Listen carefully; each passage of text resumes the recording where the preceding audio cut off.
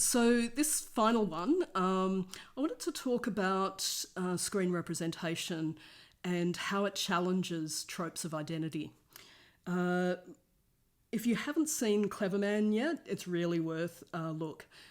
It's remarkable because part of what Clever Man has done, and it's a series that was commissioned by the ABC, though I have a very strong feeling that when Sally Riley, the executive producer, who's a Wiradjuri person, pitched it to the ABC, they didn't quite explain what was going to happen in the first episode.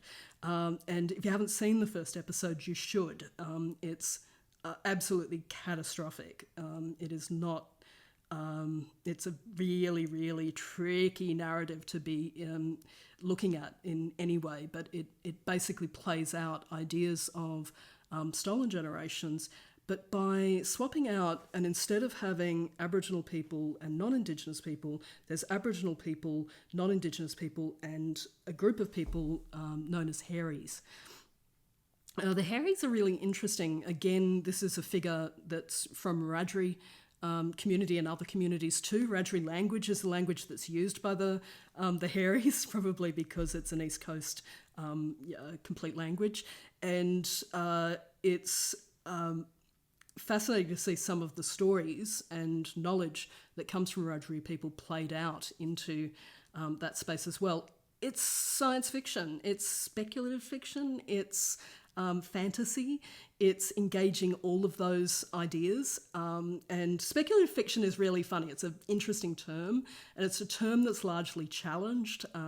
We'll talk about that a little bit more in a couple of weeks, but there's an interesting problem that happens with this kind of speculative process that means that there's been a lot of engagement by First Nations people nationally and internationally. And in fact, as you can see, and I'm just showing it now, there's the Indigenous Comic-Con that's happened for multiple years that focuses on the way that that Indigenous people are engaged with broadly kind of fantasy, speculative, sci-fi worlds, the making of worlds.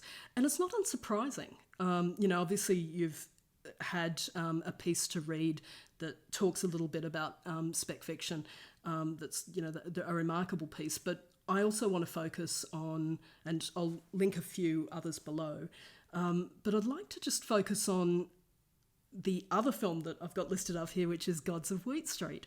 If you haven't seen that, again, really interesting, where they're Greek gods are the names of these Aboriginal people who live in, small town, and they're a family, and they've all got the names of Greek gods, and there's Odin. It's remarkable. So there's kind of a play out where it's not just Greek gods either. So it's you've got some fascinating interplay with the characters who are dead, and then speaking to the characters who are alive, and yet it's, quite a parochial story in a lot of ways. It's a story of family, and it's a story of emotion and living through hardship. And so it's really fascinating. It's really a shame that it never got another season. But I think we actually see some of this in a few other series that have just come out recently. I wonder if you can name them. So I want to kind of slip us back to thinking about not only what Clever Man and Gods of Wheat Street does, which is takes these ideas that seem as though they're out of the realm of what's usually depicted in Aboriginal representations in film, and start to think about the other thing that some films have been doing over the last few years. And looking at Brand New Day and the Sapphires, we see it. These are musical films that are funny. They're films that are funny and about romance and about reality, and also about hyper-reality in the case of Brand New Day. they're remarkable pieces in a whole lot of ways. And, again, Brand New Day is Rachel Perkins. It's an amazing story that, of course, was written decades before and had been a touring musical show and by Jimmy Chi, and just this remarkable script and set of songs that told what could have been a tragic story, but in fact is this story that's a celebration of life. Same with the Sapphires. Again, it could have been a tragic story, but in fact what it was a celebration of the humour that, that is important, essential in living through, and also just the idea of agency, wanting to shape our own existence. And it's no mistake or it's no surprise, and Sapphires is directed by Wayne Blair, that these are made by Aboriginal people. They're the stories that you can tell about yourself, and I think it's really crucial to have that. I think we have these other remarkable films that are that form incredibly important narratives about the lives of people. We have films like Marbo, for instance, again directed by Rachel Perkins, and it's a film that tells us the story of how to reclaim land and how to reclaim a sense of belonging. And so it's an incredibly important story. And it's a story that people misunderstand, the story of Mabo. And so it challenges a whole lot of that by ensuring that the film is told from Mabo's perspective. The relationships that he has with his family and with the court system, and it's taking us on that journey in a way that we didn't see by just following the news. So it's an important part of it. We go back to the film Samson and Delilah, which in a whole lot of ways is, the opposite of Brand New Day, except it's not. Like, a whole lot of the same story is being told there. The story of there's humour in Samson and Delilah, and people don't tend to focus on that. They want to kind of focus on the sadness of it. I mean, there's a relationship that's there. The relationship is important. The racism that's there, the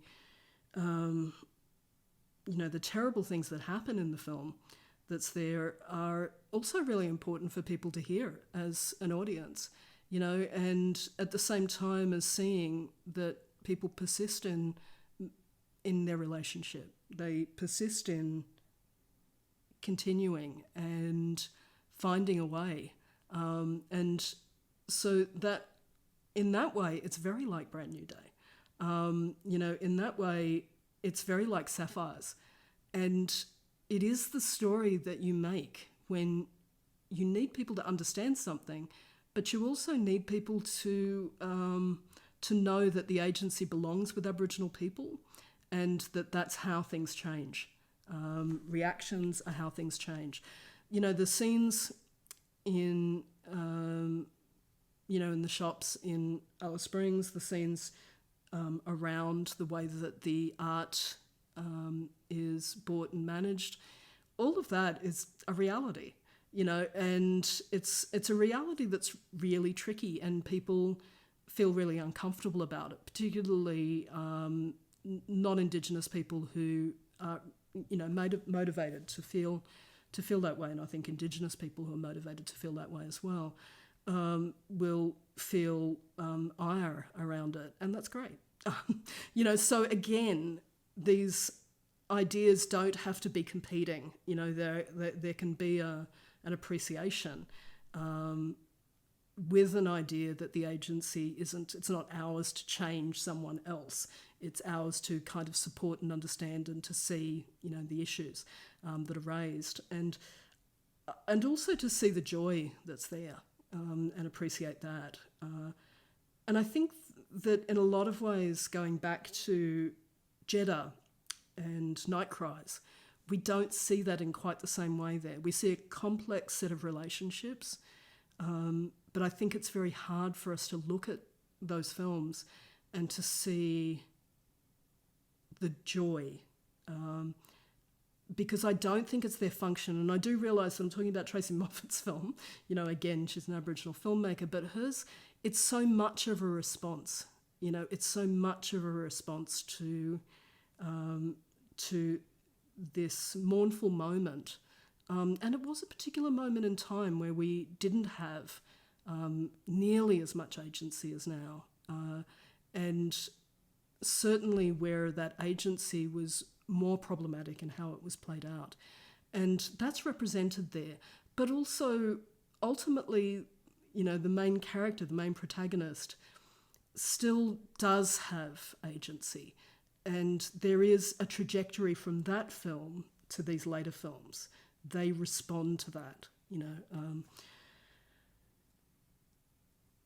I think it's worth thinking about how many more films come out now than came out 20 or 30 years ago, let alone longer than that are made by Aboriginal and Torres Strait Islander people. A lot of the reason for that has been a process of commissioning. It has been people like Sally Riley, who I mentioned before, who is executive producer of a number of TV series, including Gods of Wheat Street and Clever Man, but was also the head of Aboriginal and Torres Strait Islander film at the Australian Film Commission for a number of years, and was also, may now be, I'm not sure, executive producer at the ABC. It's people like Sally who have ensured that our stories are being told from our perspective, and that people get a chance to engage with that and see that. It's what people really are asking for time and again. So hopefully you'll have a little bit of an opportunity to think more about those films. If you want to try and list off, and maybe we'll talk about it in the Chute, some of the other films that do this, particularly films that came out in the last 10 years. And I think you'll be surprised to see how many films you do know that are Aboriginal-made films. So, yeah, looking forward to it.